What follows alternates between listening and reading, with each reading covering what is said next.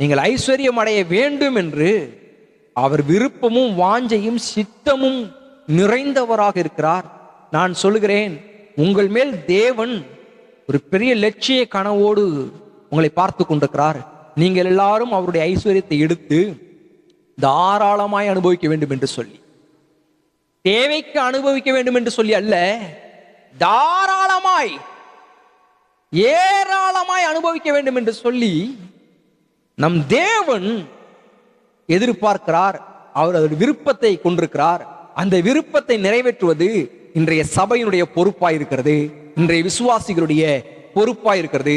அவருடைய விருப்பத்தை நிறைவேற்றுகிறவன் தான் அவருடைய பிள்ளையாக இருக்க முடியும். ஆகவேதான் நான் சொல்லுகிறேன், உங்கள் தகப்பன் ஐஸ்வர்ய சம்பனராய் இருக்கிறார்.